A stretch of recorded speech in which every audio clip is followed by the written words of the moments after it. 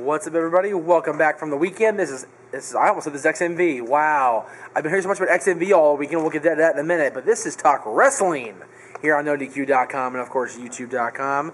A lot of things going on in wrestling right now. I got a lot of questions on pay-per-view last night and things like that. So let's just get right into it. This is from the Video Game Master 28 in Loveland, Colorado. Loveland. That's a cool name for a town. I'll have to look into that. Hey Jeff, what are your thoughts about Mick Foley asking for his release from TNA, and do you think he'll ever come back to the WWE?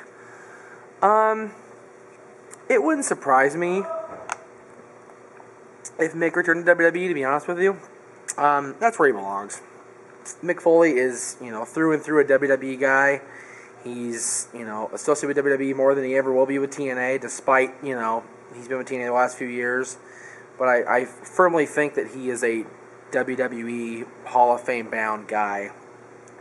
The TNA release, what were they doing with him? Seriously, they weren't doing anything remotely good with him. They were having him bounce around, doing different things, be the network rep, be this, be that. They couldn't decide what they wanted the hell to do with him. So it's, it really comes down to the fact that, Mick.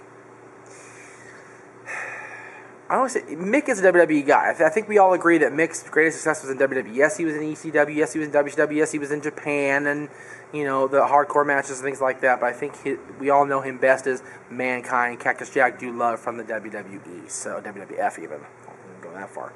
And Commissioner Foley, of course. So I think for him to be in TNA any longer wouldn't have been good for him, and I think him going to WWE will be best. Hopefully not as an announcer though, right, Mick? This is from another, London, England, Father Mackenzie, I guess.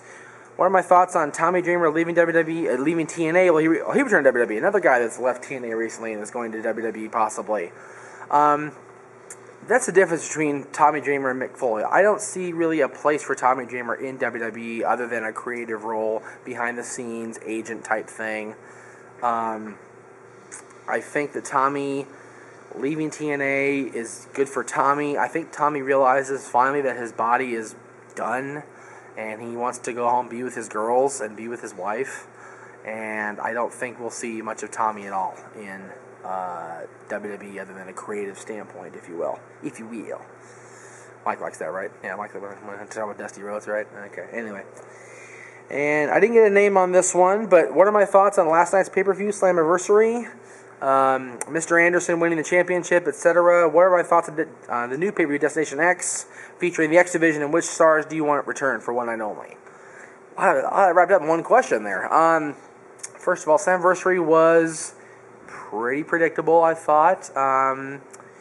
Anderson winning the championship was kind of foreshadowed. I think we all kind of saw that one coming.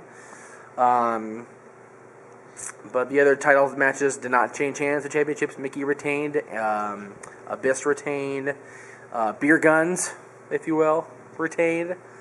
Not a whole lot of surprises. And next month with Destination X, I like to see P.D. Williams come back. I like to see Chris Sabin hopefully return from injury. I like to see Kendrick showcased. I like to see Amazing Red showcased more than they already are.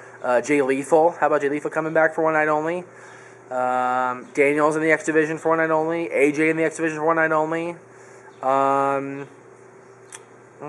Kid Cash maybe. I'm sure that'll make Mike really happy, that answer. Alright, enough of that. Okay, let's talk about, everybody's been talking about it all weekend long. I've been getting emails and faxes. No, I don't get faxes, that's a big fat lie. Emails, IMs, things like that regarding XMV. It's on the brain, if you will. People are wondering, what is this show I've been seeing on the YouTube and on NoDQ.com? For those of you that don't remember XMV, or didn't watch it because y'all are too young, that was the show that spawned from Extreme Mayhem, the audio show that Mike Nagel and I did for 2 years. We did XMV for 2 more years. Mike wasn't part of the show the entire time, but was a classic featured player, of course, no doubt about that. And I think, you know what? I got a call from Mike last night saying, you know what, Jeff, the response is there. They're popping for it. They're liking what they see, and I say we bring it back. So I'm gonna pull a Teddy Long here, player. I'm gonna throw it to the people, if you will. the No DQ universe, if you will. What do you guys think? Should we bring back XMV? When should we bring it back? What should our topics be? What should we talk about? Do you want to see Mike and I team up again for XMV? Let me know.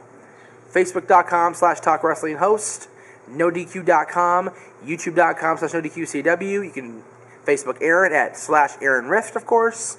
And you can tweet both of us, NoDQ, DOTCOM for Aaron, and TWHD host for me. And we will see you next time on Talk Wrestling.